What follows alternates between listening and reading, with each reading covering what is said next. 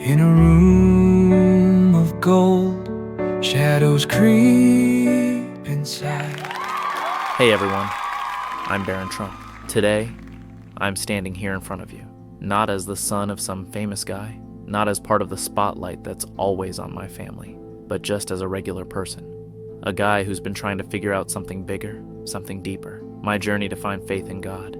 I don't know if my story's gonna hit you in the heart or anything, but I hope it at least gives you something, a little connection, a bit of hope, or maybe just a moment to think about your own life. I grew up in a family everybody knows about. My dad, Donald Trump, he's a man the whole world watches. A businessman, a president, a larger-than-life figure. My mom, Melania Trump, she's this incredible woman. Strong, graceful, the one who taught me about sticking with it and being grateful. I was raised in huge rooms, towering buildings, with camera flashes going off nonstop. People probably think my life's a dream. No shortage of money, opportunities, or people looking up to me. But there's something I never told anyone. Something I kept locked up inside for years. Even with all that, I still felt empty. When I was little, I didn't get what that feeling was. I just knew there were nights I'd lie in my comfy bed in some fancy room, staring at the ceiling, wondering, why am I here? What's this life even about? I'd hear the laughter from big parties, the applause from crowds, the compliments from strangers. It all buzzed in my ears, but none of it filled the hole in my chest. I tried looking for answers in the stuff the world says will make you happy. Fame, money, fancy trips. But the more I had, the more lost I felt.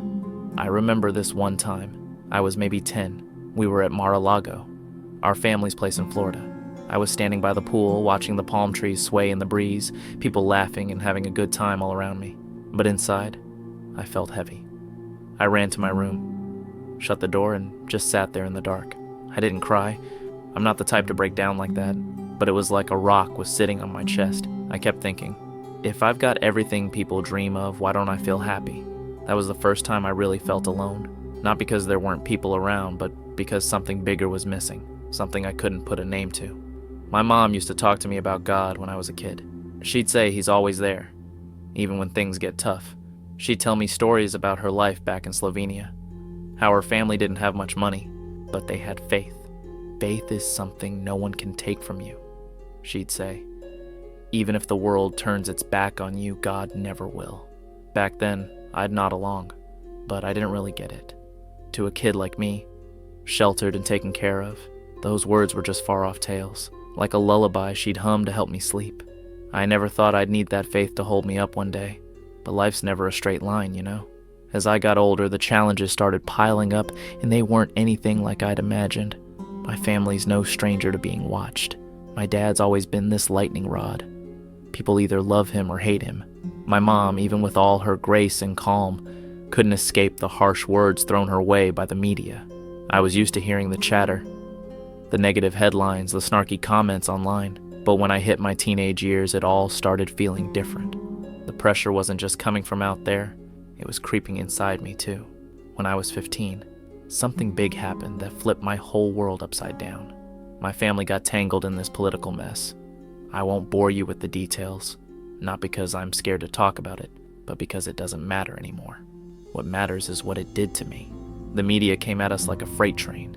Every day, I'd open my phone and see hundreds of headlines, thousands of nasty comments. People I thought were my friends started ghosting me. Some even texted me stuff like, I can't be tied to the Trump kid anymore. It felt like the whole world was against me. There were nights I'd lie in bed, staring at my phone, scrolling through all that hate. I'd ask myself, what did I do wrong? Why do they hate me this much? I'm just a kid trying to live my life. I couldn't sleep. I stopped eating. I started pulling away from everyone, even my family. My dad, with that tough guy attitude of his, would tell me, don't let him break you, Barron. You're a Trump. You're stronger than that. My mom would hug me and say, pray, sweetheart. God will give you strength.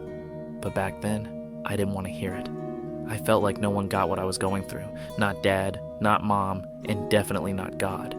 I started questioning everything. If God's real, why is he letting me go through this? If he loves me, why isn't he shielding me from all this chaos? Mom used to say God's got a plan for everyone. What kind of plan is this full of hurt? I felt abandoned, not just by the people around me, but by this God she swore was always there. One night, I couldn't take it anymore. I left the house. Didn't tell anyone, just slipped out into the dark. I walked through cold streets, no clue where I was headed. Eventually, I stopped in front of this little church. It wasn't anything special. No big shiny building, just an old place with dim light spilling out the windows. I don't know what made me go in, but I did. I pushed the door open, stepped inside, and sat down in the last row. It was so quiet in there, almost weirdly peaceful. No one else was around, just me and those empty wooden pews. I closed my eyes, and for the first time in months, I felt a tiny bit of calm. I didn't pray. I didn't even know what I'd say to God. I just sat there letting the stillness wrap around me. And then, out of nowhere, like a little spark in the dark, this memory hit me. It was my mom sitting by my bed when I was a kid, reading me a Bible verse. "Don't be afraid, for I have redeemed you. I have called you by name. You are mine." I don't know why that popped into my head right then, but it made my heart shake. I opened my eyes and looked up at the cross in front of the church. And for the first time, I said to myself, maybe I'm not as alone as I think. Maybe God's still here, and I just haven't been ready to see him. That was the moment my journey to find faith started. Not an easy one, but one that's changed me forever.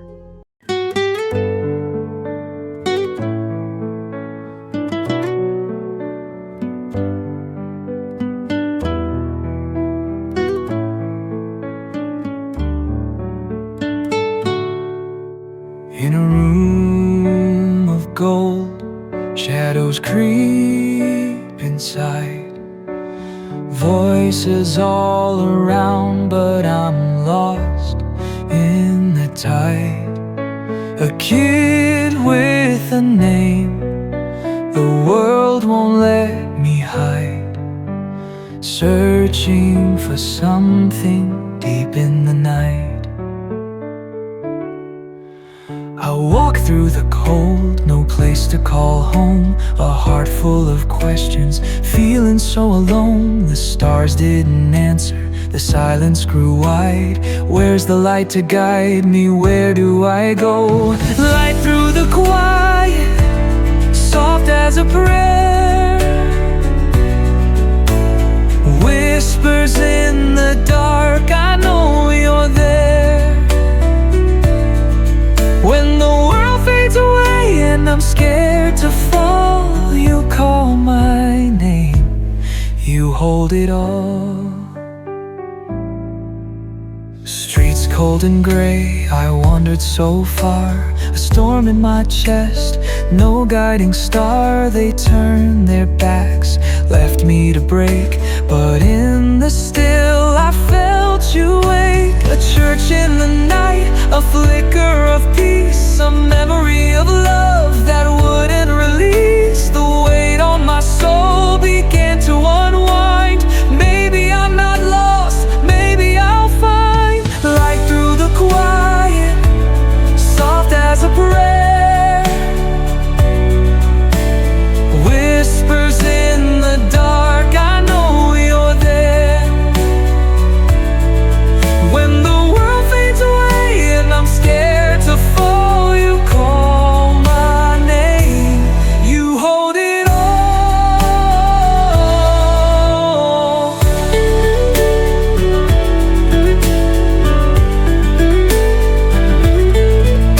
I doubted your hands, I questioned your plan. A boy in the chaos just trying to stand. But the silence spoke a voice so clear.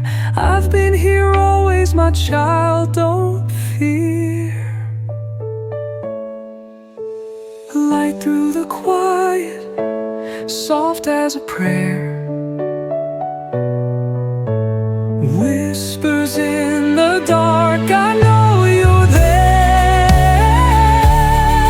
When the world fades away and I'm scared to fall, you call you my name, you hold it all.